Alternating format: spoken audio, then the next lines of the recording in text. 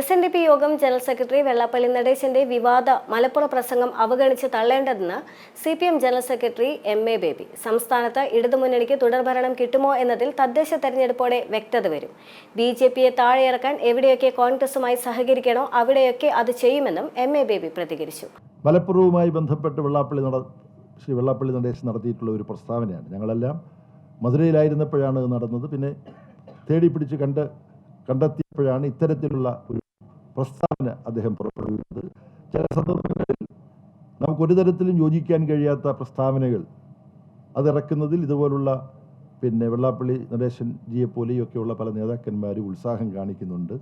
എന്താണ് അവർ യാഥാർത്ഥ്യബോധത്തോടുകൂടി സാഹചര്യത്തെ കാണാത്തത്? ഇപ്പം ഈ ഇറക്കിയ പ്രസ്താവന ഒരു തരത്തിലും നമുക്ക് യോജിക്കാൻ കഴിയുന്നതല്ല, നമ്മൾ തള്ളിക്കളയേണ്ടതാണ്. ഒരുപക്ഷെ ഇങ്ങനെയുള്ള പ്രസ്താവനകളെ അവഗണിക്കാൻ തക്ക പക്വത കേരളീയ സമൂഹത്തിനുണ്ട് എന്നുള്ള ഉറപ്പുകൊണ്ടായിരിക്കും അദ്ദേഹം തന്നെ ഈ പ്രസ്താവന പുറപ്പെടുവിച്ചുണ്ടാകുക.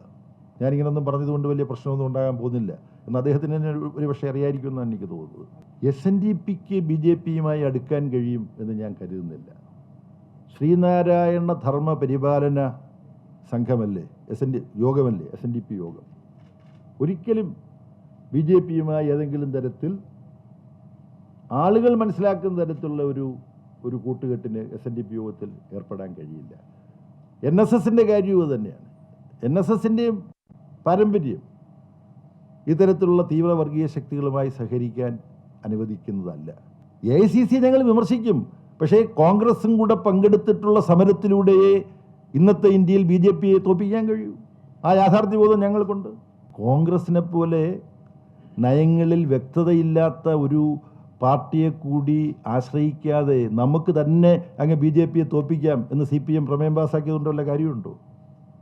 രാഷ്ട്രീയമെന്ന് പറഞ്ഞാൽ വസ്തുനിഷ്ഠമായ സാഹചര്യത്തിൽ അവിടുത്തെ ശാക്തിക ബന്ധങ്ങൾ മുഴുവൻ നോക്കി അതിനനുസരിച്ച് ഒരു രാഷ്ട്രീയ സമരതന്ത്രം ആവിഷ്കരിക്കുകയാണ്.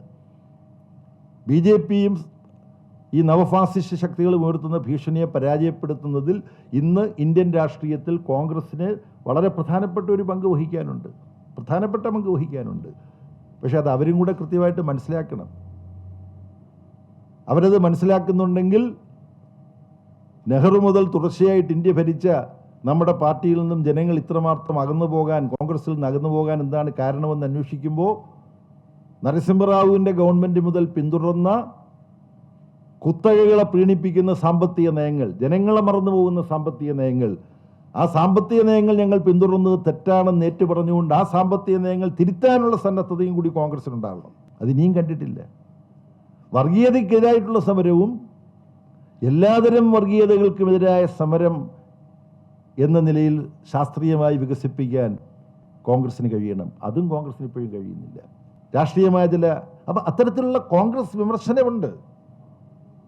പക്ഷെ കോൺഗ്രസ് വിമർശനം ഉണ്ടായിരിക്കുമ്പോൾ തന്നെ കോൺഗ്രസിന് BJPയെ തോൽപ്പിക്കാനുള്ള രാഷ്ട്രീയ സമരത്തിൽ